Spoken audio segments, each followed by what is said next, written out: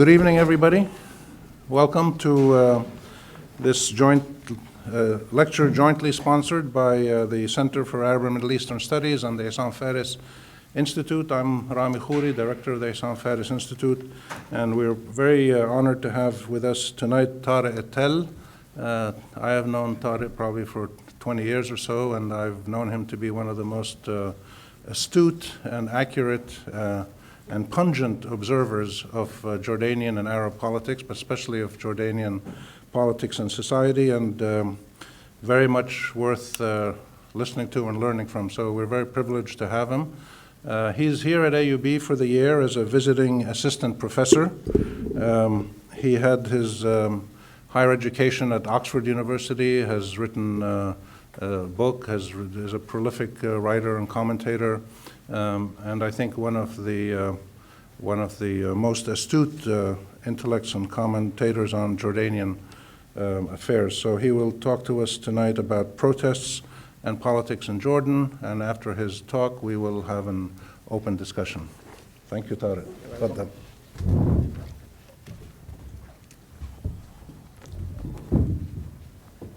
Well, it's a great pleasure to be here and to see so many friends here, and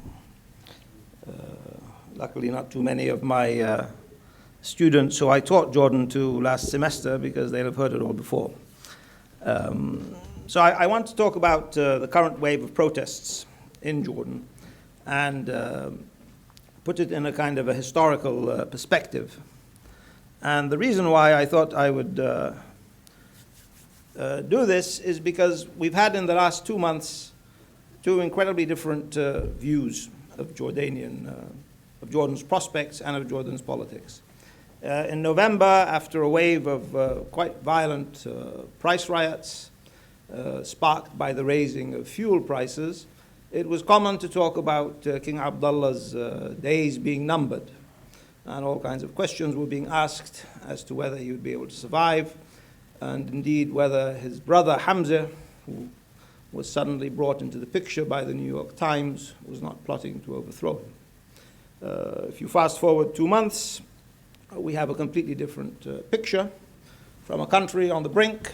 This is my friend Ziad Abu Risha's name for Jordan in November. We suddenly have a country which is being held up as a paragon of reform, as a potential model for dealing with all the chaos of the Arab Spring. And this is all based on an election which had the participation of 56% of the 70% of the Jordanian population who bothered to register themselves as voters, and one in which not much has changed from all the elections which have been held before, and particularly since 1989. The results of the elections have been really rather predictable. A small increase in the number of leftists and women in parliament, but against this, the arrival once again of large numbers of so-called tribal loyalists who are not likely to change the nature of Jordanian politics. There nonetheless have been some departures, both in the procedures of the elections, which I think it's fair to say were much more transparent and had much less intervention in them than was the case with the Mukhabarat-led affairs which happened before. The second thing is that the king has promised that he's going to consult with Parliament in setting up the next government and the next cabinet, which is again a new departure, and he's presenting this as a process of slow reform, which will involve the creation of a proper party political system. Implicitly, he means instead of the current one, where it's a kind of lopsided system, where the Islamists, the Islamic Action Front, are by far the largest and, in fact, the only really national and organized party in Jordan, to one which will have different currents. His model seems to be of left, right, and center, and this will then push Jordan along a gradual process of reform towards a fully constitutional monarchy. So the question really to pose is whether the elections have bought the regime time in order to carry out this gradual process of reform, and whether there are not more deep-rooted challenges which have appeared in the pattern of protest which we've seen during the last 2 years. And in particular, I'm going to focus on the East Bank segment of this protest, with due apologies to those who are more interested in the Palestinian side. I think it's been the dominant one in the current Hirak, or popular movement, and it comes out of deep-rooted changes in the political economy of Jordan, which I think will also eventually lead to a fairly fundamental challenge to the regime.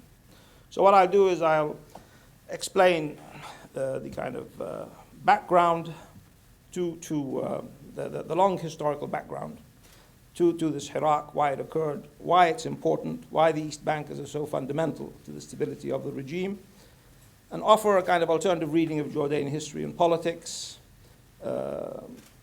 before going on to discuss the actual pattern of politics thrown up after the current elections and after the Hirak has stabilized. Now, I think it's not strange to find a degree of frustration with the pace at which reform has occurred in Jordan, because originally, when reform was launched by King Hussein as part of a process of so-called Hashemite glasnost in the late 80s and early 90s, it seemed to have the promise of a much greater democratic opening than has actually happened. That's why I've put this image here. This is probably the high point in King Hussein's long reign, certainly while he was alive, which should be pointed out that he had an impressive funeral as well, where when he returned from treatment in the Mayo Clinic in the United States for cancer, something like 1/3 of the population turned out to greet him. And he was being greeted not simply because of his long-standing position within Jordan, but because he'd launched this process of democratic reform, which promised to integrate the Palestinians into the Jordanian body politic on terms which they accepted, under a national charter which specifically legislated a dual identity for Palestinians. An identity of struggle connected with their desire to return to Palestine and to regain control of it, but also an identity as Jordanian citizens. Now, the promise of this charter proved very, very, very short-lived, and the process then moved very quickly to a kind of, from a pacted transition which brought in all the different political forces, including the Islamists, to one which was driven by East Bank-focused elections, which I will talk about in a minute. So what I want to talk about is why this happened, looking at the social roots of the protests which have driven the process of liberalization and which also drive the current Hirak. And what I want to try to do is to get away from the kind of usual model with which these things are discussed in the West and in journalism. It's a kind of a top-down model where basically a king standing over society with his legitimacy coming from tribal support dispenses freedom or doses of reform as he sees fit to actually stabilize his realm. What I will argue is that actually the regime has had to adjust to a whole pattern of protest from below and to a fundamental shift in the pattern of political contention in Jordan, which threatens very directly the basis of Hashemite rule within there. So in doing this, I'm taking leave of a whole series of conventional approaches to Jordanian politics. There's been a large literature on democratization in Jordan across the last 2 decades or so, and it can arguably be divided into these different schools which I've set up. An important component is one which focuses entirely on the king. I've called it Husseinism, bringing in different elements of what is supposed to be an entirely East Bank or Transjordanian elite, particularly as based in the national security establishment. And the usual picture is that there is an old guard of Transjordanians who are somehow hindering the push towards reform and democratization, and in particular preventing the Hashemites from being as reformist as they would really want to be. This view has fairly deep roots, and part of the roots go back to modernization theory in the 1950s, when it was very common to argue that all oppositional movements within Jordan were basically driven by the Palestinians and by the entry of Palestinians into Jordanian political life after 1948. Kind of contemporary version of this modern Palestinians, traditional Transjordanians argument has entered into political economy.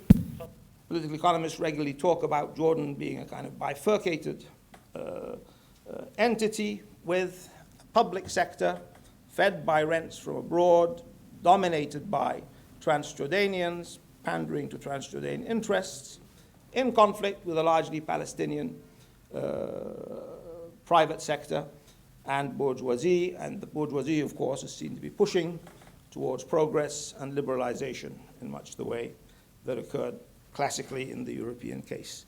They all descend, I argue, from this application of modernization theory to Jordanian politics in the 1950s and the accompanying theories of functional anthropology, which pictured Jordanians as kind of traditional, apathetic, and segmented by their various tribal loyalties. I'm going to maintain that they are segmented, but so are the Palestinians, and by a political economy which is infused with rents and has created this kind of communitarian pattern of political association, which has prevented the emergence of a proper a national sort of opposition within there. So I want to shift, and I've just set up this diagram to kind of briefly show where I want to go from arguments which focus almost entirely on the lower sides of this diagram. All of them involve a ruler standing above society, segmenting it by different strategies, for example, bringing people from different regions and different tribes into different parts of politics, having a communally divided spoil system, and co-opting various local elites to one where I want to look instead at a historical process which has created dependence on the state. And it's this dependence on the state and its erosion in the last 20 years which I argue has driven the pattern of protest which we see today within this. So I'm going to take a historical perspective, and we start off from Jordan. It's, of course, often portrayed, quite rightly, I think, although there's a strong strand of Transjordanian nationalism which tries to find Ottoman roots for the country, as a totally artificial entity. And I think you see how artificial it is simply by looking at these borders. The Ottomans were never interested in anything beyond the Hijaz Railway or the Hajj route, and these panhandle borders, very straight, were drawn entirely by the British. But it's important to note in certain ways that they actually cut off a large chunk of Jordanian nomads from their winter grazing grounds, which eventually would force them into greater dependence on the state in the 1930s. And I want to come up with an alternative history. How did this totally artificial entity maintain itself? How did it survive the departure of the British? The key answer comes from its geopolitical centrality. It's along the lines of communication between Iraq and Palestine. It also acts as a buffer on the eastern frontiers of Palestine. This became important to the Israelis once they had seized control of it. And it's a zone of passage between Greater Syria and the Gulf states. All of this, of course, provides the resources, provides a lever which allows the Hashemites to extract strategic rents and locational rents from various donors over the years and provide the means to fund and to build up their state. The actual basis of the state lies in a kind of monarchical compact. It's very similar to the kind of populist social pacts which sustain regimes in places like Syria or places like Egypt, but this one actually had colonial roots. And it grew out of largely unintended, it grew up as a result of the kind of unintended consequences of colonial policy, particular attempts to reform land and taxation, or to stabilize the desert frontier. What these did was create, on the one hand, a kind of welfare system based around the army, which ensured the loyalty first of the Bedouin, then of the Transjordanian villagers, and created a kind of East Bank core of support for the regime. The land system in Jordan, unlike that in either Iraq or Syria, was relatively egalitarian, based around a large number of small and medium landholders, and it went together with a process of taxation and land taxes, which basically shifted the burden from some of the larger landowners and sheikhs, away from, it shifted the burden to the larger landowners and sheikhs, away from medium and small holders. And the way the British applied it during the 1930s was with a view to maintaining stability rather than just extracting revenue. So they allowed tax breaks and tax remissions in any kind of drought, in drought years, all of which convinced the tribesmen that the British were in some way looking after their greater interest particularly in surviving and reproducing their households. And of course, the entry of the state into the villages by this kind of very radical land reform, which transformed communal land tenures, which had been prevalent until Ottoman times, into individual holdings, and where peasant and Bedouin now received his land as a result of a certificate given out by the state, gave the state great leverage over them and pushed their identities, the way they identified themselves, in a direction of linkage with an encroaching Hashemite state. Now, the net result of all of this was to create a relatively compact and cohesive monarchy as compared with the surrounding states. And of course, the cohesion of the monarchy was increased by the transformation of the Jordanian army into one of the linchpins of British security policy in the Middle East during World War II. The army was expanded far beyond the capacities of Jordan to actually, of Transjordan to actually support it, tying in a whole constellation of interests from the rural people who served in it to the merchants who provided the means to provision it, and to supply it to the state as well. And therefore, you had a rather more cohesive entity in Jordan. In the 1940s, then was found in Iraq, where the Gilani revolt and then the massive demonstrations against the Portsmouth Treaty showed the kind of limits of the Hashemite states, the Hashemite monarchy's legitimacy there. Now, the other factor, up till now, I've been talking, of course, about Jordan in purely Transjordanian terms. This is largely because the core of the state is on the East Bank, and the state institutions all descend from Transjordan. But clearly, Transjordan was utterly transformed by 1948. And I talk here about having an umbilical connection to the Palestine question. This is first becomes apparent in the fact that they have a similar mandatory history, although I personally tend to protest when somebody says that they were part of the same mandate. Jordan actually progressed from Faisalite rule through occupied enemy territory east under the British to Faisalite rule, and then into a largely administratively separate mandate from Palestine. So the Zionist claim that it's just eastern Palestine is not entirely accurate. But certainly the connection was a very important one. The High Commissioner in Jerusalem was also the High Commissioner of Transjordan. Most of the core administrative elite, the core of the Arab Legion's soldiers and officers for the first 20 years of its existence came from Palestine. And of course, after 1948, you have these huge flows of Palestinian refugees, increased again after 1967, increased by internal migration, so that today you have something like 4 to 4.5 million Palestinians resident on the East Bank. And I think I'm correct in saying this is probably the largest single Palestinian community anyway.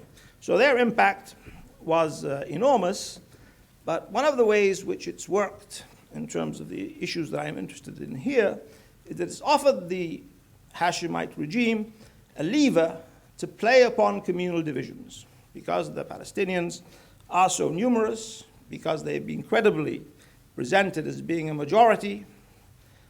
They were certainly a majority between 48 and 67. You could credibly present them as being a majority in the 70s and 80s. You can create a kind of counter weight to them among the Transjordanians, a kind of Transjordanian phalange, where any kind of shift in the politics or the presence of the Hashemites is equated by Transjordanians with a potential Palestinian takeover. So it becomes a very important lever of actually controlling the Transjordanians and making sure that they maintain their loyalties. And it's for this reason that I think there's been a great deal of obfuscation of the actual demographic data on the proportions of Transjordanians and Palestinians within the country. Now, one of the other things which this has meant is that the actual boundaries of Jordan's political community, even after 70 years of the existence of the state, are still undecided. there are probably 1.3, 1.4 million Palestinians in Jordan who today don't have full citizenship. The so-called Raqam Watani, or the national number. Their position, they are in a kind of limbo. Some 300,000 of them are registered refugees from Gaza. There's about 1 million who used to reside on the West Bank before 1988 and had their citizenship removed once King Hussein disengaged from there in 1988. And they now exist in a kind of administrative limbo. If they try to obtain rights in the emergent Palestinian state, then they tend to fall foul of the Jordanian state, and particularly Da'irat al-Mutaba'a wa Taftish, much resented by Palestinians, which has in the past, and I think this has been adequately documented by the Human Rights Watch in the last 1 or 2 years, actually withdrawn the citizenship from at least tens of thousands of Palestinians for largely political reasons. The other side of the polity being undefined, of course, is that Jordan still ruled under the terms of the 1952 Constitution. And although this constitution was set up at the time of unity with the West Bank, there has now been the evolution of an emergent Palestinian entity there, and nobody politically thinks that it's politically feasible, although I think the former head of the Palestinian Foreign Affairs Department seemed to disagree a few months ago, that Jordanian sovereignty is going to be restored to the West Bank. And of course, even when Jordan was actually ruling over the West Bank, I think it was only Pakistan and Britain which actually recognized its authority there. Nonetheless, the West Bank is now constitutionally part of Jordan, and therefore the removal of citizenship from virtually all of its inhabitants, or those who resided there normally in 1988, is entirely unconstitutional. And this has opened a complex and also at times very acrimonious debate between Palestinians in Jordan, Palestinian nationalists, and different kinds of Transjordanian nationalists over what to do with this situation. And one of the things which the current Hirak has done is to push to the fore demands for administrative, legal, and constitutional disengagement from the West Bank. The situation that stands at present is that the whole shedding of half this kingdom is a purely administrative affair and controlled entirely within the Ministry of the Interior. Now, these are not, of course, the only divisions within Jordan. There are all kinds of other divisions based on ethnicity, as are the Caucasians and the Jordanians. There's a religious division, and there are various regional divisions, which, of course, the regime plays upon as well. But the space for it to play on these results from this Hashemite compact and the power which it gives it over the state. Now, an important thing I think to stress in looking at all of this history is that this is not something that has just been created from above by, for example, the state-building activities of the regime, as conventional political science would allow, by the imperial state-building, by the British, as a more careful examination of the historical record would suggest, but also there's been pressure from below. Tax revolts in the early 1920s, the series of Transjordanian National Congresses. I've here shown the picture of the third one. And in the 1950s and the 1960s, movements of Transjordanian officers in alliance with Pan-Arabists, including large numbers of Palestinians in a supracommunal movement known as the Jordanian National Movement, have also molded the state and the nature of state institutions. And the phase that has been, I think, decisive for the consolidation of Hashemite power between 1951 to 1971 was marked really by the emergence of a pan-Arab, trans-Jordanian, but also Palestinian, probably its majority Palestinian, Jordanian national movement. It was largely left-leaning, anti-colonialist. At its core was a loose collection of notables, unfortunately known as the National Socialist Party. They were actually more Nasserist in orientation than their name would suggest. Also, the movements of Arab nationalists, the Ba'ath, and the communists.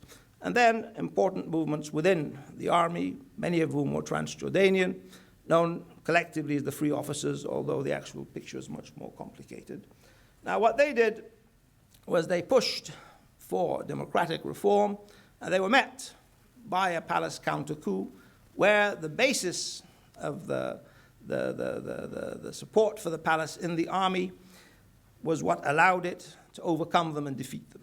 This, despite the fact that in the 1957 elections, the opposition gained a majority, the king was able to use his control over the military in order to destroy and fragment the Jordanian national movement and establish what I've called here a royal military dictatorship.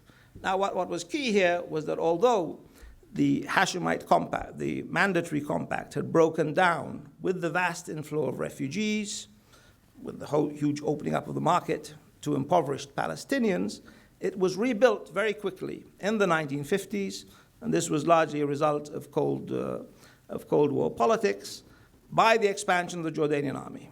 The Jordanian army goes from 8,000 to 10,000 men in the 1940s and reaches 57,000 in 1967, growing maybe to over 90,000 by the time of the 1970 to 71 civil war. Now, this was some of the highest force numbers in the world as compared to the population. And with this huge expansion of the army came a whole raft of social services in the form of education and of medical services, which entered every village in the East Bank, and a large number of Palestinian villages, although we don't actually know the exact numbers of Palestinians who were involved there or their extent in the army. Yazid Sayegh, who's been nice enough to come, has estimated their number at a third at the time of the 70 to 71 civil war. So basically, villages were transformed now by the presence of the army and its role as one of the key employers. In a typical village in northern Jordan, and here the ratios would be less than they were in the Bedouin villages or in the south, 1 in 3 men of working age would be working in the army right now. And it's the social power which this gave the monarchy, which allowed it to suppress its enemies and to consolidate this royal military dictatorship. But I think it's also important to argue, when you look at the kind of reason why the regime was able to maintain its cohesion in the challenges at this time, the challenge of radical Arabism and Nasser, in the 1960s, when you have the rise of Palestinian nationalism and you have a very humiliating defeat in the 1967 war, is that after this period of consolidation, there was also a period of reform which kind of took the hard edge off this royal military dictatorship and did something to rationalize King Hussein's patrimonial methods of rule, creating eventually a nationalist development project based in the villages, which, together with the expansion of the army, gave the regime the cohesion to survive the war with the internal war with the PLO between 1970 to 71. The second phase of state building occurs between 72 and 89. This is a period when the region as a whole stabilizes. There's this great transfer from an order based on thawra or revolution to tharwa or wealth. And King Hussein really uses the oil wealth and the oil flows in this period to gather power into his hands. But in terms of institutional building, the fact that martial law had been imposed after the June War, the fact that Parliament is suspended after the 1974 decision in Rabat to make the PLO, the sole representative Palestinians, and therefore to undermine Jordan's claim to rule the West Bank. Both of these factors meant that this money and this power came institutionally within a kind of sultanistic regime, where the king had very few internal rivals or internal checks on his power and tended to exercise his power through largely the organ of the mukhabarat, which grew up from a fairly small organization which was used to prosecute trials and investigations against the Jordanian national movement in the late 50s and the 60s, into an all-encompassing organization which intervened in virtually every aspect of the state's policies, from appointments in the bureaucracy, through permissions for travel, to even appointments in the universities and elsewhere. So what emerges is a mukhabarat state, and I think it's typical of the politics of the era that a former head of the mukhabarat holds the prime ministership in this period for nearly 9 years. But it's they who really mold Jordan within this, within the context of these oil rents. And what they do very effectively is to bring in a second prop of the regime, a prop which was important in supporting the regime, although not important, as I would argue, as this kind of East Bank core. It's the Islamists. Now, ever since the late 40s, the Muslim Brotherhood had established a presence within Jordan. They supported the regime against the Jordanian national movement in 1957. During the 1970s, they're brought in as fully fledged allies of the regime. And they're used very effectively to contain the threat from the left, by now mostly supporters of the PLO, and to basically establish the hegemony of the state over those areas which still escaped its control, most notably the professional associations. These tended to be areas with large concentrations of Palestinian dissidents, and therefore centers of opposition to the regime. The Muslim Brotherhood was used from the mid-70s onwards to overturn the dominance of the left in the professional associations, and really by the late 80s, it dominated most of them in collaboration, again, with the Mukhabarat. There was a slight blip in its relations with the regime because of the emergence of a hawkish tendency there amongst it in response to the Iranian Revolution, but the regime has really proved very adept at controlling it and using it as an ally for its own purposes.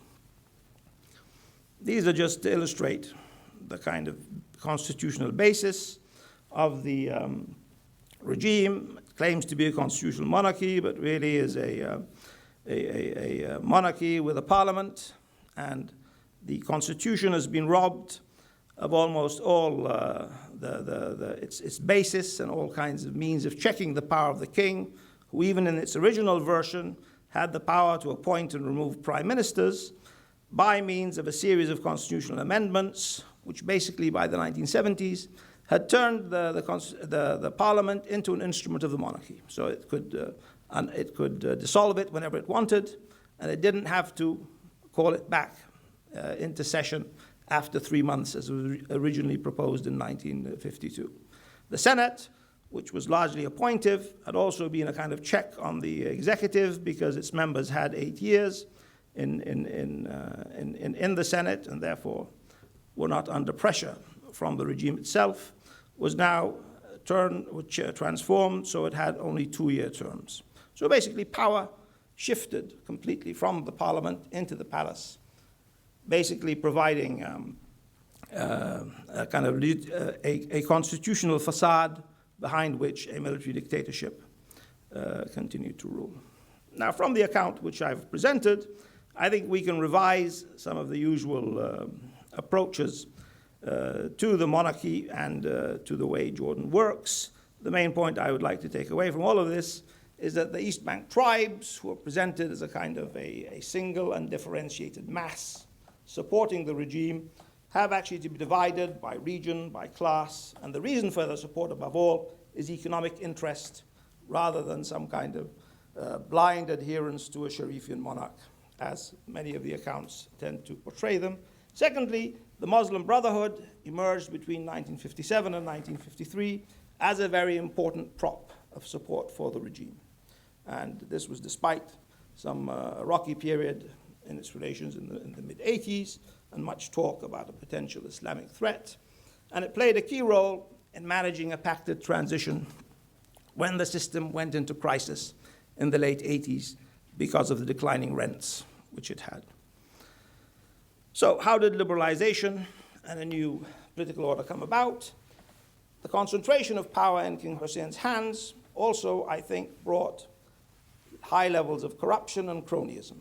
And I think it was particularly cronyism associated with the palace that brought crisis to the system in the late 1980s. The figures which emerged after the regime went into crisis and devaluation and an IMF austerity program in 1988 show that out of a debt contracted by the regime of 8.9 billion, 5.5 billion was military debt.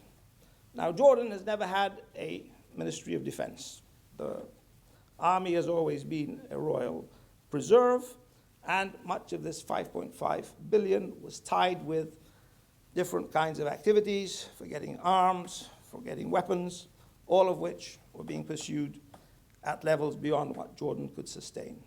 And you had an example at this period of the kind of corruption that's involved in that the British cancelled at the time a contract for Tornado fighter planes. The Jordanians were getting them for £100 million, whereas the RAF usually got them for 50 million. The difference going mostly in commissions. And a similar story could be told about the National Airline, again run by one of the king's cronies. So it was this accumulation of debt, rather than the normal costs of the Jordanian state that emerged in the 1970s, which really pushed the country into crisis. But it was also clear, once you look at the demographics of the country and at the levels of aid which you need to sustain this large and bloated army and state structure, that something very drastic had to be done about Jordan's economy. And the way the adjustment happened was to try to impose austerity on a neoliberal kind of model involving cuts and subsidies. The result, of course, was an immediate response in, this time, the heartlands of support for the regime. So you get a shifting pattern of political contention right through the 1990s and reproduced again in the Iraq today. Whereas in the 1950s, during the heyday of the Jordanian national movement, most of the opposition had been concentrated on the West Bank, in mixed towns on the East Bank, such as Amman or Irbid. The pattern since 1989 has been of localized revolts, often highly apolitical, protesting austerity measures in the small towns of the South and the Northeast. Now, the reason for this is poverty, driven by a pattern of uneven development that has tended to privilege Amman and the Northwest over these regions, but also because the population of these places, historically supporters of the regime, feel that they have some kind of connection with the regime and can make demands of it. There's a kind of moral economy tying them to the regime and leading them to protest it whenever the moral economy is shaken. And this occurs in 1989.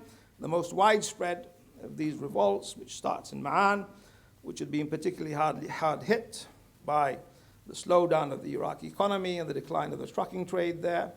There are then bread riots in Karak in 1996, more outbreaks in Ma'an in support of Saddam, and then in support of a group of jihadists in 2002, all of which are suppressed by the regime, and the regime is really able to outflank them by means of a pact with the Muslim Brotherhood in 1989 in particular. Between 1989 and 1993, when this pact erodes, they're able to use the Muslim Brotherhood to bring through a pattern of parliamentary reform, which was only partial in the sense that it didn't lead to any kind of revision of the constitution, didn't lead to any real accounting of corruption.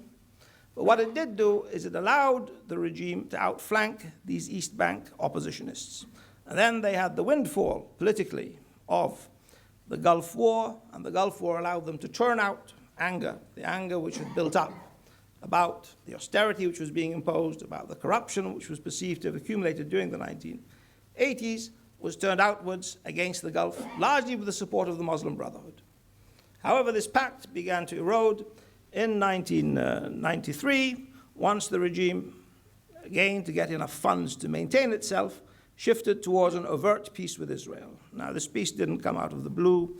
It was based on nearly 20 years of covert collusion with the Israelis and a series of investments in peace which actually begin in the early 70s and pretty well tied the Jordanian regime into a strategic relationship with the Jewish state. But this was, of course, ideologically more than the IMF, than the Islamic Action Front, which represented the Muslim Brotherhood, could stomach. The pact now eroded, and what the regime resorted to was a new system of elections, the so-called one-man, one-vote system, the single non-transferable vote, whereas elections in Jordan had historically been based at the gubernatorial level, based on all kinds of broad coalitions. You now created a system of very narrow constituencies which encouraged people to vote basically on the basis of clan and kin. So you get a very fragmented sort of parliament, and the representation of the Muslim Brotherhood falls. They boycott the election in 1997. They boycott again in 2007. And just to complete the picture, the regime resorts to all kinds of gerrymandering tactics which overrepresent the East Bank, weaken the Muslim Brotherhood further. But the important thing to take away from this is that what the gerrymandering does is it was a method of creating alternative patronage networks. The state had not been responding over 20 years, despite its dominance by the mukhabarat, to the needs of these people in the peripheries. The hope was that by over-representing them in parliament, they would end up shifting more patronage and resources there. What has actually happened, of course, is that the powers that be, who had accumulated power at the center of the state, were able to co-opt these groups. And the reason for this, you need to go back into the nature of this tribal society. It's not a single mass of tribes. What had emerged during the oil years of the 70s and the 80s was a class of Transjordanians, partly people who had made money from the state, who had been turning themselves into a kind of state-based bourgeoisie. And their interests were very much those of the major elite in Amman, rather than those of the people who voted for them in the peripheries. So what actually happened from this whole process was that resources were not really moved in a serious way away from Amman to the peripheries. And the problems of the peripheries remained. Some people have argued that what happened is that the welfare regime, which formerly had served all kinds of Transjordanians, was now focused exclusively on the military. But under Abdullah II, who comes to power in 1999, even that shifts. So Abdullah now pushes not simply a program of neoliberal reform, and he pushes it much more vigorously than his father had ever done, but he starts to build a two-tier military. So the military is reorganized, a large darak or gendarmerie is created at the expense largely of artillery and of armor. And secondly, a two-tier army emerges. The Special Forces Command, which Abdullah had controlled while he was still a prince, is now given extra privileges at the expense of the mainstream army. Larger numbers of the personnel in both armor and in artillery are now put onto pension, and they fuel a growing movement of army veterans, which emerges in this period, and initially, with the blessing of Abdullah, starts to organize itself into a series of cooperatives with the aim of providing additional income at a time when inflation and neoliberal reform is eating away at their income. What also occurs under Abdullah, though, is a shift in the nature of the regime elite. Whereas before, the core of the elite was formed by the mukhabarat and its supporters, most of whom are East bankers, you now get the emergence, largely because of Abdullah's wife, Rania, who was born in Kuwait and is of Palestinian origins, of a kind of counter-elite, a group of neoliberals known derisively by the East bankers as the digitals. They're kind of modernizing. They want to push market-based reform, hurry up Jordan's integration to such things as the World Trade Organization, and in general transform Jordan's economy in a market-driven direction.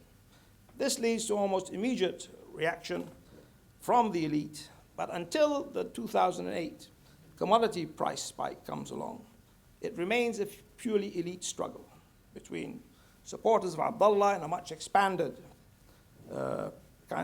presidential palace, and I think figures here which are bandied about are very indicative. Under King Hussein, the palace had 45 permanent employees.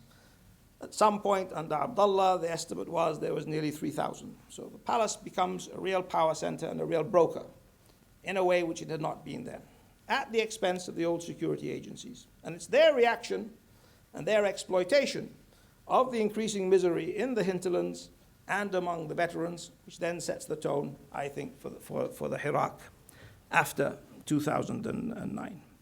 And certainly it's they who spark Jordan's equivalent of the Arab Spring. So the actual protest begins in Aqaba in 2009, well before the Arab Spring, where there is a strike by dock workers at an attempt to privatize the port, which would have lost them the social housing on which they depend. Now, Abdullah reacts in the way which he seems to have planned and the way he reacted to the outbreaks in Ma'an, with full-scale repression using the darak. And in Abdullah's original design, I think the darak was supposed to be the kind of striking arm of neoliberalism. What happens transforms things. I think because of this elite struggle, the local army commander intervenes on the side of the dock workers. And this then encourages a whole cycle of workers' strikes in the spring of 2010, and the emergence of a genuine mass movement among the teachers, based around public sector teachers, based around demands for a teachers' union. There had been one in the 50s. It was destroyed along with the Jordanian national movement after 1957. And by the spring of 2010, completely unexpectedly, I had actually given a lecture in late April, or in early April, to a group of students talking about social non-movements in Jordan. By the end of the month, I was visiting people in Ajloun and Karak, where it's not only the teachers going on strike, but their students were following them on strike as well. That a genuine mass movement seemed to emerge, and also drew in various groups of government day workers. But its political moment was really created by the re-intervention of the elite. On the 1st of May 2010, the veterans movement, almost certainly the army veterans movement, by now a large, sprawling group of cooperatives, but also with a national committee, which had political ambitions, almost certainly, in my view, with encouragement from the security services and elements within the cabinet, issued a manifesto, which called basically for transformation of Jordanian politics, the abandonment of neoliberalism, and this agenda of separation from the West Bank. Over the next 2 months, two other manifestos on defense and on politics basically transform Jordanian political life and Jordanian political discourse. Then, after a slight hiccup and pause caused by the elections, the veterans spearheaded what was up till now the most impressive single demonstration in Jordan. It wasn't really very noticed, largely because Al Jazeera doesn't tend to cover the Trans-Jordanian movement. It gives more coverage to the Islamists, but also because it was spread throughout Jordan. Up to 35,000 people actually took to the streets in places as diverse as Dhiban, a tiny village of the Bani Hamida tribe south of Madaba, Karak, Tafile, where they were more visible, but also in central Amman. And it was this demonstration which led Abdullah to pursue a new strategy. He jettisoned the neoliberal government led by Samir Rifa'i and began a series of measures aimed at containing the Hirak. What also happens is that after the first 2 weeks, the Muslim Brotherhood, which had remained really very distant from all of these movements, they had not intervened in any of the troubles in the East Bank hinterlands, they had also refused quite openly, and despite an approach to support the teachers, despite the fact that many of the Muslim Brotherhood were actually teachers within Amman, they now started to piggyback on the whole movement.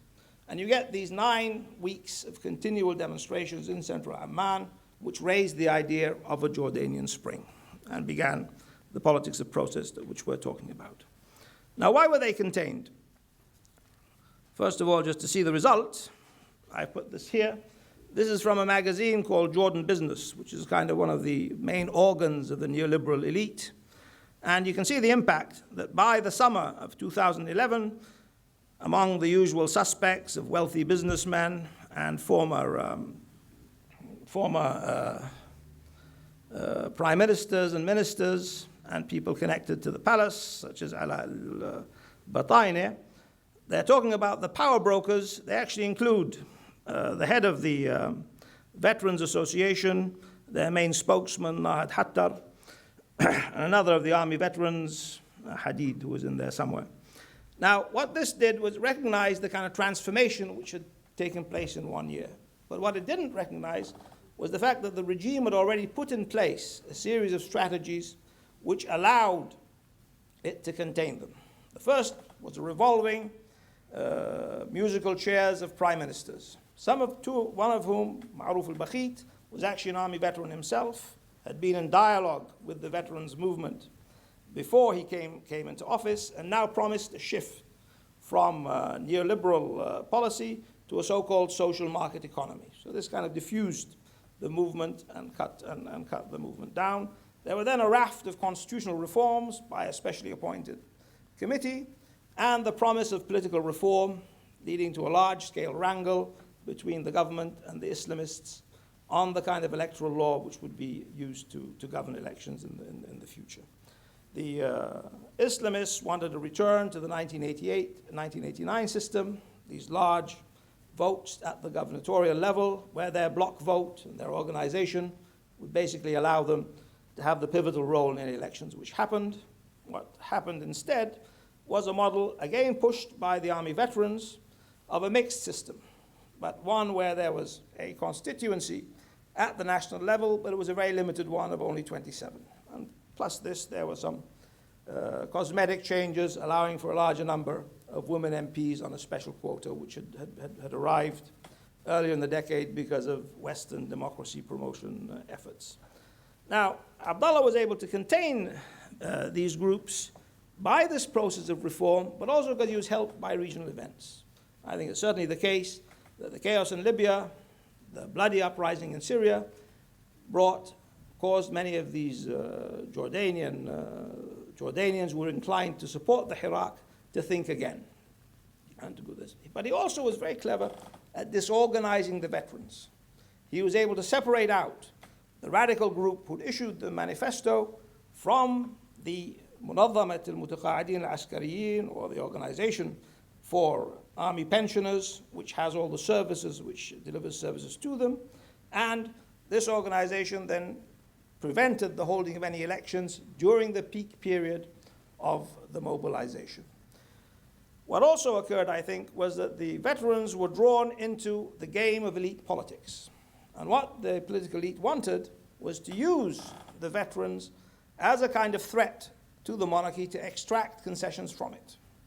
And it's quite possible that at this point, these politics of opposition intersected with conflicts among the Hashemites themselves. This is the period when Hamza, or at least people who are somehow distantly connected with Hamza, started actively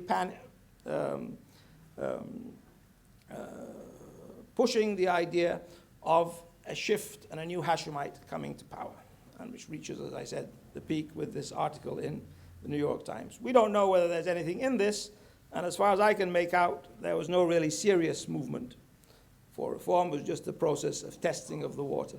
But what this actually demanded of the veterans was that they take a more and more radical stance, a stance which criticized the king more and more openly. And while this had great effects on the kind of political atmosphere in the country, it broke the glass ceiling, which had for long prevented criticism of the royal family, opening up all kinds of discussion of corruption in high places. It also alienated their core constituency, so that they were basically left as the kind of leaders of a rather radical movement, but without the kind of mass backing which they'd had in 2010. They end up then running for in the elections, and again, because the national list was such a small one of only 27 seats, it encouraged them to fragment and to divide into different lists with the hope that somebody at the top of the list would get into each one of them. And this fragmented the movement even more. The actual people who had supported them, large numbers of youths who had taken to the streets beginning in January and in larger numbers with more and more radical slogans, lacked the resources to cohere into any kind of cohesive movement. And although some of them tried to run in the elections as well, in fact they didn't have the money to have to launch proper advertising campaigns, they didn't have the resources even to bust themselves into Amman at certain points, meant that they stood little chance. And the result were the elections which we had talked about, dominated by tribal candidates with a scattering of wealthy businessmen, some of whom were actually able to use money to get in on the national list. Most famous here is a guy called Khashman, who owns an airline, maybe in cahoots with one of the relatives of the Queen in the running of this airline, and he actually was elected to Parliament while in prison for buying votes. And earned him apparently the sobriquet of Cashman, as this and two of the others were. So the result was a parliament which will not challenge the king in any kind of serious or fundamental way. And this, as I said, is being held up as the right way to go. What you need is to have a tame parliament. You then consult with them over setting up a government, which will then enact more reforms and hopefully generate at some future period a party political system. Now, I hope that the history that I've set out over 70 years shows that this is not really in the DNA of the regime, and that very few of these people, and that the idea that they will actually pursue reform without pressure from below is maybe wishful thinking. The question is, will the parliament as it is now stabilize the regime? The great problem which the regime still faces is the complete collapse of the neoliberal model and an accumulation of debt and a burgeoning deficit, fiscally and also a burgeoning energy deficit, none of which it can meet from its own resources. It's being given large amounts of aid from the Gulf states by the Americans to deal with the various crises which it's faced. It's used it quite skillfully to diffuse many of these oppositional movements, but it's been a process of crisis management. It's not actually got the fiscal space to maneuver or to carry out any kind of alternative development policy. And it's still faced with this huge pattern of unequal development, of poverty in the peripheries, which is fueling the opposition and which has fueled the opposition over the last 2 years. Now, this may not matter because the argument would be that you can always divide the Palestinians from the Jordanians. And one of the great mysteries of the last 2 years is why the poor Palestinians in eastern Amman and Zarqa have not taken to the streets in large numbers. Perhaps it's a history of repression. Perhaps it's a failure to identify with the system and to believe that you can get anything out of it. I personally don't know with this. But certainly, the scale of the movement is not enough to threaten the regime. But I think what has to be remembered is that the people who actually initiated the movement have got all kinds of connections into the state. If you want to illustrate this very clearly, the head of the Veterans Committee, the most active person, is actually bosom buddies with the current chief of staff. So the resonance of their movement is much greater than its actual weight in the street itself. And it's a point of danger that if things get worse, you could get all kinds of movements within the army which may not be so easily controllable. The other thing to take away from all of this is that the elections have completely alienated the Islamists. The Islamists have moved from being a pillar, a second pillar of the regime, supporters of this pacted transition in the early 90s, to a situation where they basically don't think that the regime is likely to deliver any kind of electoral law which will allow them to possess the political weight which they think is their due. Moreover, regional trends have moved in their direction. It may even have been that they encouraged them to overreach at certain points in their negotiation with the regime, and so stymied the possibility of a better result for them. But the danger for the regime is that the Islamists don't simply provide a counterweight, because their support is largely urban, is largely Palestinian to the East Bank hinterlands, but they also provided a way of controlling political Islam, of monitoring and of marginalizing more radical jihadist trends. And these trends are to be found among Palestinians in Zarqa, but also among many of the Transjordanians in the hinterlands themselves. As-Salt, one of the more prosperous Transjordanian towns, is also the center of a very important network of jihadist activists, and apparently has the largest number of ex-Arab Afghans compared to its population anywhere. So all of these are potential areas of instability that you could imagine if, for example, the economic situation takes a turn for the worst, if the problems in Syria escalate, if an Islamist regime emerges in Syria, something which would take us back to the 1950s, are likely to pose a much more important challenge to the regime. And the question which I think you have to pose now, after all this pattern of protest and 20 years of kind of revolt in the Transjordanian hinterlands, is that if you get an Islamic analog, an Islamist analog of the 1950s, with an Islamist challenge based in Egypt, Gaza, and Syria challenging the regime, would it survive it without the kind of cohesive Transjordanian base which it had before? And certainly, I think the final point to make is that the elections which have been held up till now are by no means something which is ever going to bring the kind of enthusiasm which you saw supporting the regime in the 1970s. This is the thing which made the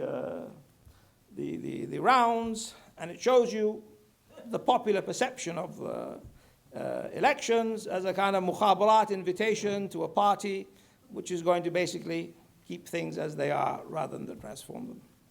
And I think I'll stop at that point.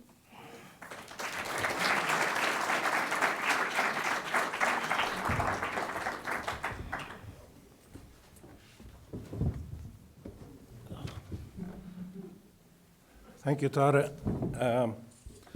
An incredible amount of information there, an amazing history, much of which I've lived through myself personally and experienced and enjoyed and written about and analyzed in different ways as well. But I think this is a very important analysis that Tariq provides us, which is a very important counterweight to the prevalent image in the Western press, certainly, about the way that Jordan is Bedouins and Palestinians and there's nothing else. I think the lively picture that he provides of indigenous movements and people who change positions and communities that are not monolithic, you have wealthy people and middle class and poor people within the same group, whether it's a trans-Jordanian rural group or an urban group or a village group or a professional group. I think it's very important to start to look at Jordan as a more or less normal country, which I think it always has been for most of its modern history, but has never been presented to the world as a normal country with this nuance and variation and interaction. So thank you thank you for that. Can I ask the first question? The Saudis and Qataris and the Gulf countries apparently were holding back payments to Jordan for a while recently because they didn't want the king to reform, and now are supporting the king again because they're afraid that the country's in trouble. Is that correct? I don't know.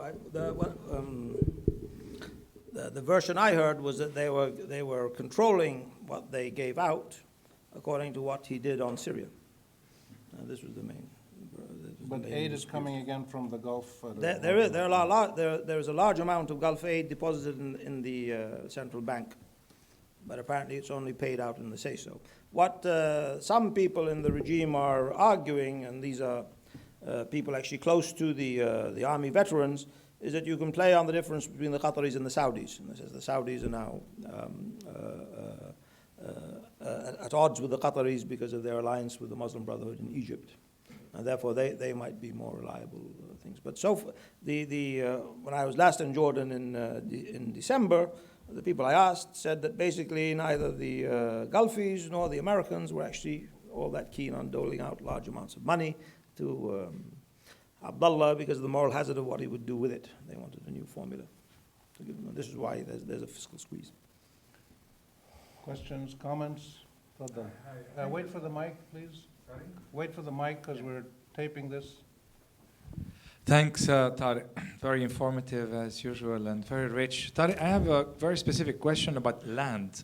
You mentioned that the redistribution of land and land reforms were among the stabilizers of the regime. Did I get you correctly? In the mandate period. In the mandate period. But then Jordan has got one of the most unequal land distribution. It's probably the most unequal in the world, one of the worst 10, with a Gini of maybe 0.82. And there are a lot of talks now about land grab by the elite and the royal family. So can you explain this, some kind of dissonance between the two? I think the landed system in Jordan was one of smallholders and medium holders in the 1930s and 40s when it emerged. But it existed alongside very large estates. So the overall Gini coefficient was probably not very equal even there. But the point is that it delivered an amount of land and a tax regime which kept the smallholders and the medium owners happy at that period. Now, since then, we've had two main changes. One, there's been land reform in the Jordan Valley, which has benefited almost entirely the elite. And this has been privatized, benefiting yet other elites. But more importantly, land has ceased to be that important for the livelihood of the population, because from the 70s onwards, the population largely urbanized, and of course they always had an alternative source of income in the state outside.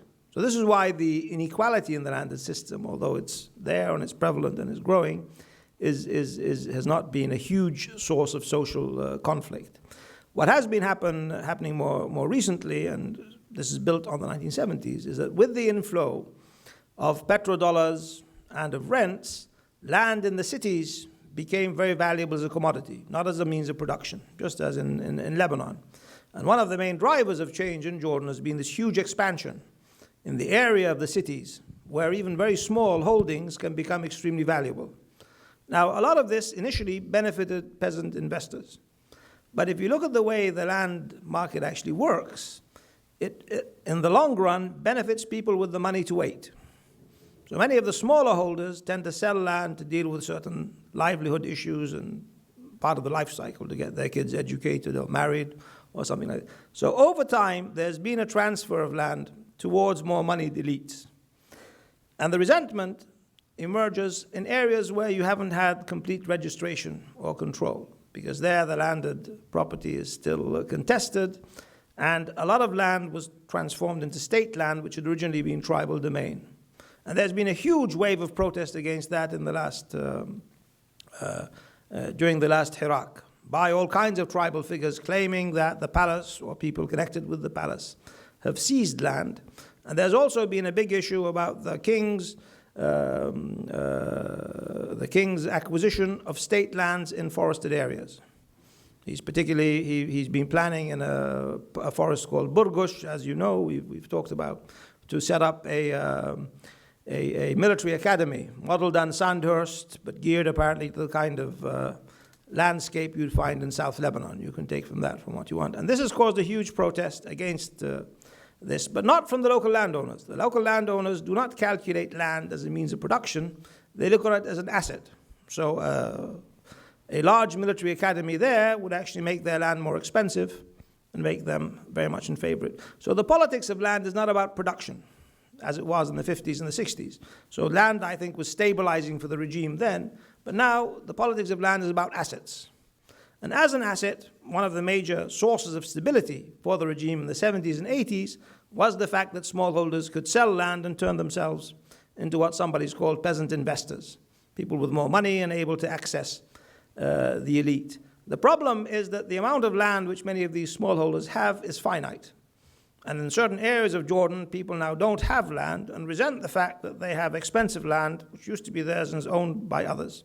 And this probably fuels the kind of trans-Jordanian exclusivist nationalism, which you find, which wants to get rid of foreigners and get this land back.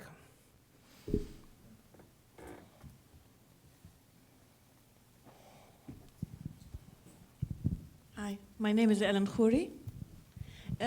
What I take from what you said is that basically the Hirak was not, well, except for the price riots, was very much manipulated by people at the top. It wasn't a spontaneous movement like in Tunisia or in Egypt at the beginning, or in Syria at the very beginning. Is this because there is such a tight or non-existent public space in Jordan, like an independent civil society, or is it for another reason? I mean, it seems to be all either by people reacting to the monarchy or organized by interest groups that basically react for and to the monarchy. Okay. I don't know if I'm sorry if I came away that way. What I would argue is that the Hirak was spontaneous and driven by important local grievances, but it never reached a level where it could actually impact on national politics. It's here that the elites came in and manipulated it and brought it onto the national stage. Yeah? There's actually quite a lot of space in Jordan for protest and for talking and for everything else compared with places like Syria and Iraq. And one of the and this is important because one of the reasons, which I should have mentioned and I did not, for the fact that the Hirak did not escalate is that the regime allowed it to proceed. And there was no repression. Had there been repression and blood on the scale, say, of Dir'a, early on in the Hirak, certainly in the winter of January 2011, I think you'd have had a very different change and a very different direction within it.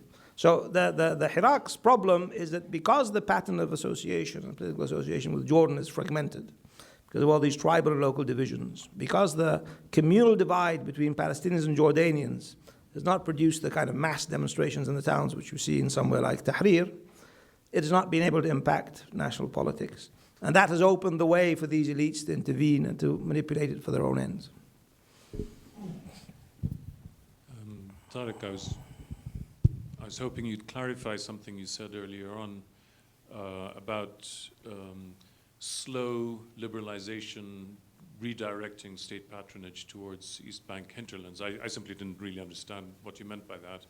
And then if I can add a sort of my main question really is, if you could, I guess by projecting forwards, as it were, not in order to predict, but in order to help me understand what you see as the key relationships or dynamics that shape social and socio-economic political relationships within the kingdom going forward.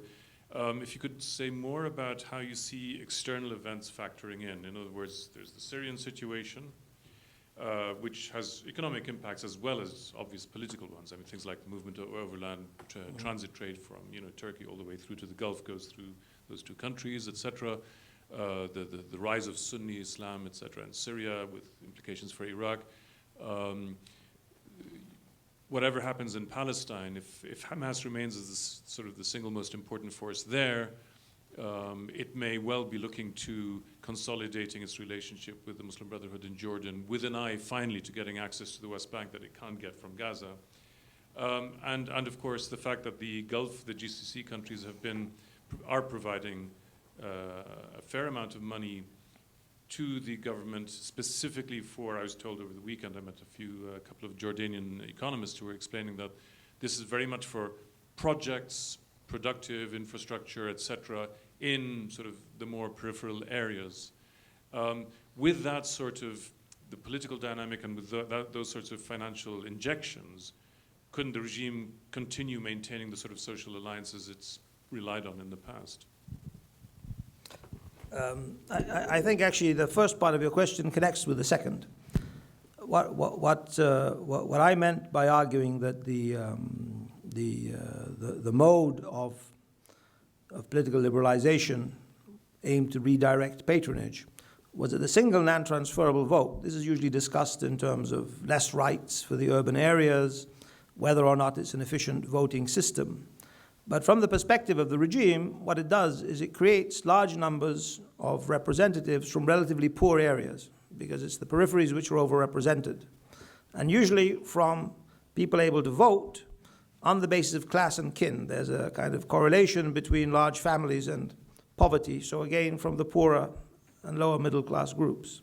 Now the trouble was that the institutional power of parliament was not enough to actually extract money and redirect it. And the regime did not come because it was adhering to a neoliberal ideology. It didn't come up with a plan which could actually move resources in a big way.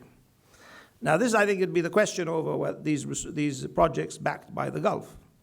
Does the regime have the capacity, do the planners have the knowledge of the local situation where they could actually deliver resources and deliver projects which would support this? I mean, a very basic example might be, would, for example, the regime be prepared to abandon a pattern of agriculture based on kind of export-oriented horticulture for a pastoralist pattern which would actually benefit these people in the peripheries? And there are huge amounts of interests, the marketers, the people who own water, lined up against this kind of regime, against this kind of step. And you may not anyway be able to deliver these sorts of projects unless you could have a shift in the resources and the water. There are also problems of what sort of job you're going to provide. I mean, one of the arguments after Wadi Araba was that we would provide through these quizzes labor-intensive textile jobs which would trickle down wealth to these peripheral areas. It hasn't worked, again. The small numbers of Jordanian women have worked, mostly at poverty wages. It's been an area of resentment rather than an area of benefit. So it's not clear to me that the regime has the vision as yet in place to actually carry out the sort of reforms which would maintain this sort of stability and these kind of stabilizing process. On the external front, one thought which comes to mind almost immediately, you'll remember that a few months ago, the Iranian ambassador went on one of the TV stations and offered to build a large religious tourist site in Mu'ta. This is the first battle fought by Muslims outside of Arabia. There are about 50 of the kings of the Prophet's companions buried there, including Ja'far al-Tayyar, who was crucial for Shi'ism. It should be a great project. I mean, they should have accepted it almost immediately, especially since he tied it to massive subsidies and massive energy subsidies over a long period. Now, the obstacle to this is geopolitical. Can the regime reorient its foreign policy and its strategic stance in a direction to join up with the Iraqis and the Iranians and the Hezbollah axis? There are some people in the elite, that people from the Iraq have met with the king recently, and apparently he talked about it quite openly. Is this possible or is this not? I personally would be quite surprised if the king carried out such a radical reorientation. The Hamas thing, I think, is very interesting, because one thing which Hamas has done in response to the Jordanian Iraq is clarify very clearly that it and the Muslim Brotherhood in Jordan are two separate entities. Now, the dominant force in the Muslim Brotherhood over the last few years has been Hamas in orientation, although most of its members are actually Transjordanian. What the regime has now been working on since this Zamzam initiative emerged from within the Muslim Brotherhood is apparently on dividing the Muslim Brotherhood itself. And as you know, one of the biggest bloc in parliament after this election was the Hizb al-Wasat al-Islami, a moderate Islamist group whom they're trying to cut off from the Brotherhood. So my guess is actually that the regime is taking a forward stance on this. And what they're trying to do is to cut the Muslim Brotherhood down to size and maybe divide it in order to preempt exactly such a Hamas-based move. Among the Transjordanians, by the way, there's a kind of paranoid theory of a conspiracy going on. That one of the main conspiracies, once Aoun al-Khasawna, he was prime minister who came to power as part of this revolving door of cabinets which the king used to contain the Iraq, and had close links with the Muslim Brotherhood. The argument was that he was going to bring about a Hamas-based government.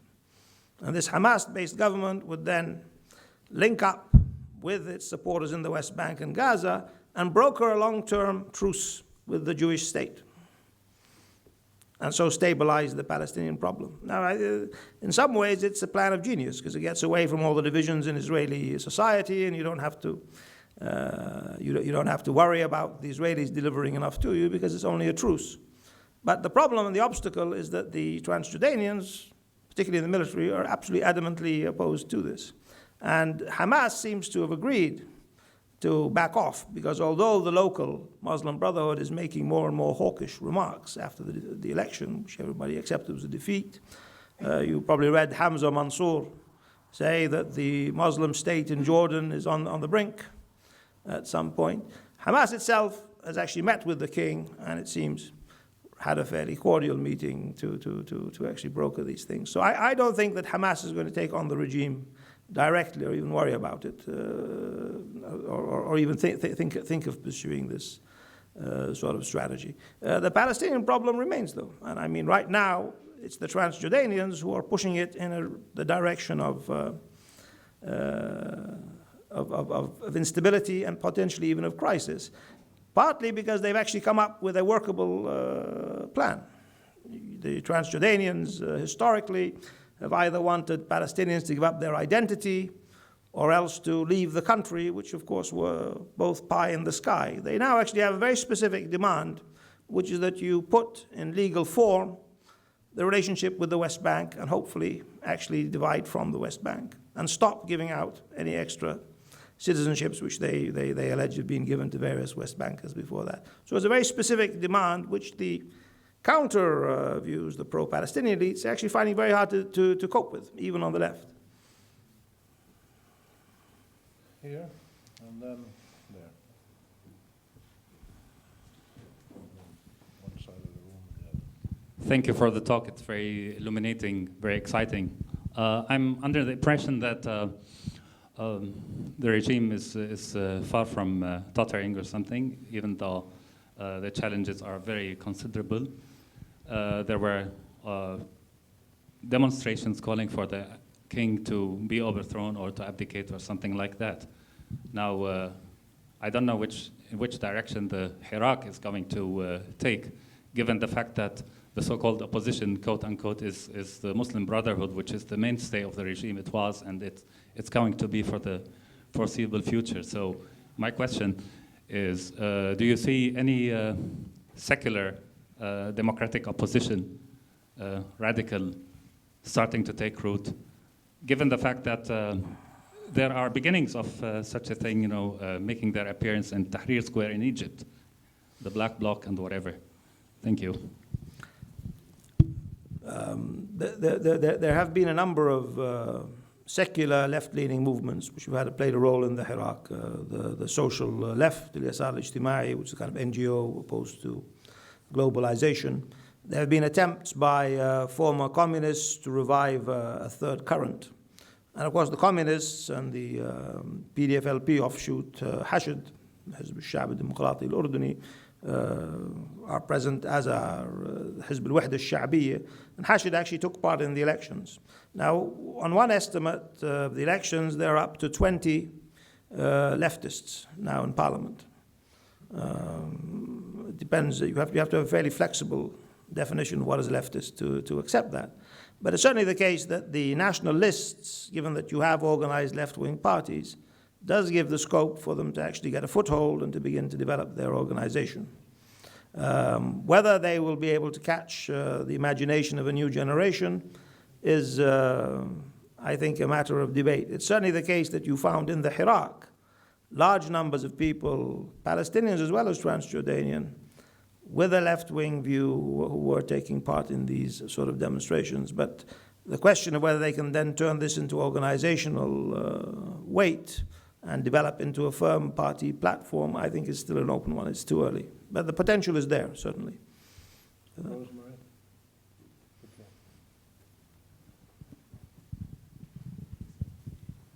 Two questions about the Islamists. I think much earlier their main issue with the regime was the peace treaty with Israel. Still Maybe is. that's totally changed now, I don't know. The other is, could you tell us more about their social bases? I mean, you talked about them as a party, but where do they find their strength in Jordanian society? I mean, officially they're still very opposed to the peace process. Although there was this talk, as I said, of an agreement with al-Khasawna to reach some kind of political compromise.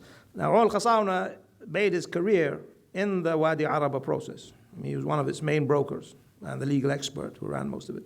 So their readiness to negotiate with him and the fact that they've tried to push him as a potential reformist prime minister would indicate to me that they're prepared to soft pedal on their opposition to the Wadi Araba and the peace treaty as a whole. The problem from the perspective of having radical change in Jordan with the Muslim Brotherhood is I think that their base is not only Palestinian urban, but it's middle class. If you look at their charity organizations, they're almost all geared to a middle class or lower middle class clientele. They don't seem to be reaching the very poor. The reason I made this remark about that I'm mystified by poor Palestinians in eastern Amman is that there's a woman at SOAS called Urub al-Abid who's been working on this. And she says that she deals with incredibly marginalized and incredibly poor Palestinians with citizenship who are simply not prepared to take any kind of political step of resistance. So I asked, why not? Why don't they support the Islamists? She said the Islamists are completely uninterested in them. Now, what is interesting is that the Islamists were able to actually gain a pivotal role in the teachers' union. And the question would be, if they're increasingly marginalized in a political sense, will they then try to pursue a real agenda of social reform, or is it completely out of their ideology? The people on the left that I speak to in Jordan don't think so, but this might be a relic of kind of historical hostility, and they may well develop. But certainly right through the last 20 years, they have not tried to develop a social agenda which would either attract people in the hinterlands or the losers in the austerity process. And that would seem to indicate that their base is more middle class than lower class. There's two ladies right here. Hi, sir.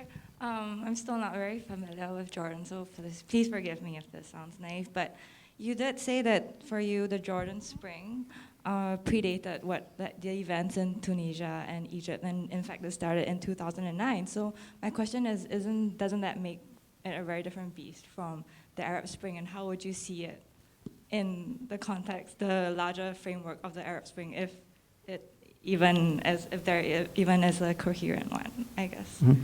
Well, I would argue it was different, but that in the actual winter of 2011, when the veterans pushed this large demonstration, it then merged for a time with a movement inspired by the Arab Spring, pushed by the Islamists. It was brought to an end by basically the regime assaulting demonstrators in Dakhiliya Square in March 2011, where the regime played this Transjordanian versus Palestinian card. Even though many of the people beaten up in the square were actually Jordanians, and I can testify to this quite directly, it actually unleashed Jordanians against them. So the difference for me between, say, Tunisia, Egypt, and Jordan is that the street is much more fragmented. The Jordanian street is fragmented regionally, tribally, communally, whereas there you have this much stronger sense of a nation and of unity, and that's why you get a different sort of result. There might be similarities between the Jordanian Spring and, say, events in Libya or Syria, but here, again, the regime is more cohesive. Its security forces have so far proved more adept, doling out small doses of violence rather than mass killings, which lead to counterproductive results, and therefore it's not escalated in the way that it's happened there. Certainly an armed kind of struggle against the regime is a very distant prospect, I think, in Jordan right now. But it may develop in the future, as I argued, because of the Syrian situation and because of this potential of jihadism. There are large numbers of potential jihadists in Jordan who could certainly play such a role. Sorry, if I could just add to that, or follow up on that. Also, the demonstrators in Jordan, with a few exceptions, were not calling for the fall of the regime. It was largely Islah and Nizam. They were asking for reform and change. And historically, the demonstrations in Ma'an and Karak and the South, Tafili and other places were mostly driven by price rises and cost of living increases. But in fact, in many cases, at least in the 70s and 80s, they were actually appealing to the king to come and save them. So the king was seen as a savior figure, and rather than somebody they wanted to bring down, they criticized the government. How do you reconcile all of those things together? I mean, my argument would be they started off as this kind of demonstration for most of the 20 years. There were signal revolts telling the king something's wrong, come and intervene. But as these persisted, and for a period in the summer of 2011 and 2012 in certain pockets, they actually began to turn against the king himself. And I think this is because of these kind of elite politics of rivalry there, which you're playing with, but also because the actual process of demonstration, the example of the Arab Spring, the fact that they had these powerful and weighty groups like the army veterans together with them, kind of broke a glass ceiling. One of the leftists I deal with talks about a kind of Gramscian shift, istibdal tamawda, so that the kind of former deference which was given to the monarchy has now been replaced by a view that the monarchy is corrupt, and we would get rid of him if we could, but it's a matter of the actual practicalities of the process and whether we can actually come up with a... So it's a different argument from before, where the monarchy was untouchable. The problem was the prime ministers, the various buffers around the monarch. Now the monarchy itself is being attacked directly. This is why I think that if the situation does get worse, and if there is no real attempt to deal with these very real economic grievances, the long-run situation is not so rosy. Thank you. I just had a question about the social welfare system. I believe it's not like what the kings the king has attempted is not a reform, it's more a dialogue between the people and the king, because it's been, the reforms that have taken place indeed have been more minimalist, according to me.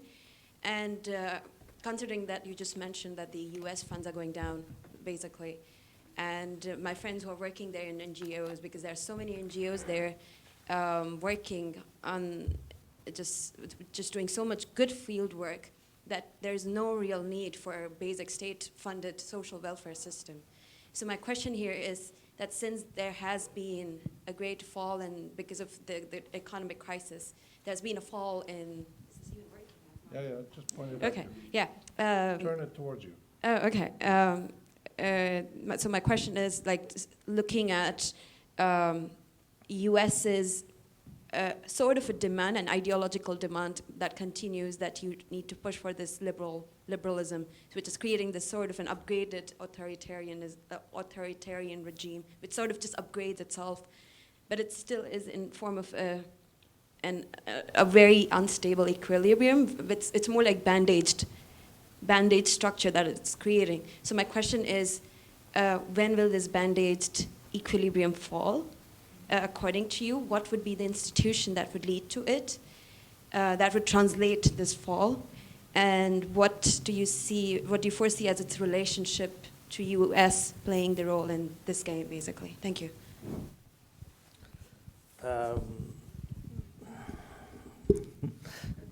I don't actually have a crystal ball to tell you when it's going to fall.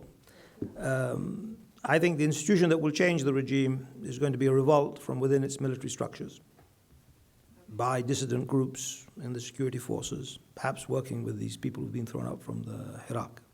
They will play the decisive role in changing things. Some of them want to reorient the regime completely in a direction which would jettison the strategic alliance with Israel, restore Jordan as a kind of center for resistance, and open up to the Iraqi, Iranian, and Hezbollah access within this. I think there's some way from power from doing that. And my guess is that the regime, that the US, the Israelis have plenty of other allies in various parts of the security system, because they've been working so closely with them for so long to actually counter these people. So the prospect may not be of a simple coup, but a whole series and spiral of coups and of instability within that situation. So the hope really is that the regime can actually carry out reforms to keep these bandages together. I think you're though completely right that it does not want to reform fundamentally. And the parallel is with that image that I started there, this idea of the Jordanian charter. The charter, which was promulgated in 1992, was not constitutionally binding on the king. It sounded very nice, it got all kinds of people together in exactly the sort of dialogue that you're talking about, but it had absolutely zero constitutional legal weight. And in a way, what the king has done now is slightly more fundamental. He's restored many of the powers which were in the 52 Constitution, but he's not affected autocracy in any fundamental way. And he's saying, I will consult, I will create parties, but he's not obligated to do any of this. So unless there is continual pressure or continual deterioration in the situation, I don't think he's going to go forward. And upgraded authoritarianism might be the best name for it. In the back there. My question concerns the Army veterans group you mentioned, the pensioners. What could you talk about how they see themselves in a regional context, and specifically if you feel that they identify with one of the parties in the Syrian uprising, or they, or they see themselves as being kind of part of the same, part of the same movement against the regime that is taking place in Syria, or are they skeptical about what's happening in Syria? How do they see themselves internationally? And what is their outlook in terms of the regional policy? Yeah. I mean, the Syrian issue for the Jordanian opposition is incredibly divisive, because the Islamists are obviously strongly aligned with the forces of the Syrian resistance. Most of the left, historically, has looked to Syria as a counterweight to normalization, the Israeli connection, the Americans, and everything else. And similar divisions can be found in the veterans, but there you have interesting twists. I mean, I am very friendly, for example, with an ex-Mukhabarat general who's written a disquisition on Shiite jurisprudence. And his big hope in life and his big wish in life is actually to be pushed by his comrades in the veterans movement to come and open up links with Hezbollah. And he wants to do it personally. And so there is a strong trend within the veterans movement and within the army, because fundamentally they're opposed to the peace process with Israel. I mean, this is something which I think is not realized enough in places like Lebanon, that the Transjordanian nationalists, although they might be against the Palestinian presence in Jordan and quite hostile to it or to the PLO, are also very hostile to the Israelis. So they're a very different kettle of fish than, say, the Lebanese Phalange. And many of these people, of course, grew up in an army which, although its leaders were colluding secretly with the Israelis, wasn't supposed to be training to fight the Israelis. So they ran around in the morning singing about Jerusalem calling and this kind of stuff. So the ideology of anti-Israeli hostility is very strong. And many of them, many of the veterans in particular, think that they were discarded. This is actually a very common theme among many of them, that they were actually discarded because of the shift to a peace-based army. Remember, these are people mostly in artillery and armor, all of which was downgraded. Some of them even have told me that this is because of secret clauses in the Wadi Araba Treaty. And these are not people who are, sort of sergeants. These are generals and brigadiers, with lots of experience in the West. So anti-Israeli, the anti-Israeli trend within the East Bank opposition and even among the veterans is very powerful, which could potentially push for a realignment. But so long as the monarchy is still there, they're also very, very, very keen to maintain a link with the monarchy. And this, I think, is the real problem in trying to create an opposition out of them, that they actually also believe that because of the fragmented nature of Jordanian society, they need the monarchy as a linchpin. Now, the argument will be, if the monarchy goes, we will have these stabilities, different asabiyas will get power, and therefore we need to keep it. And the monarchy, and the problem in terms of Jordan's international orientation, since the early 70s, has been the monarchy and the group around it. The group who've been around the monarchy have been heavily invested in this collusion across the Jordan and the connection with Israel. And it's even a relationship which, of course, goes back to Abdullah I and to the Mandate. And I think you can see this kind of pro-Israeli elite playing the decisive role in keeping Jordan where it is. If a kind of process of quasi-reform, which doesn't do away with the monarchy, but does actually break the patterns of authoritarianism, which we've seen since the early 70s, does take place, you could then have an opening up to a different posture of Jordanian foreign policy. And the fiscal travails of the state are such that actually a connection with Iraq and with Iran would be very attractive.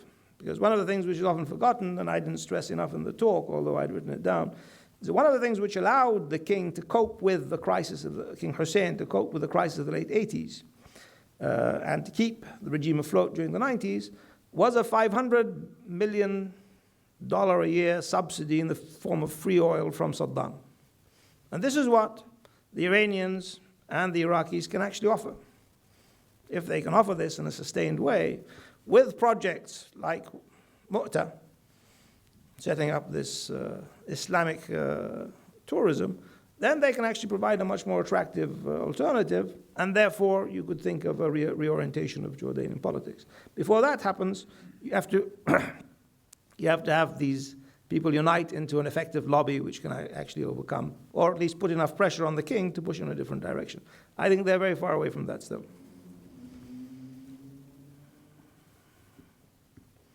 Join me in thanking Tariq, thanking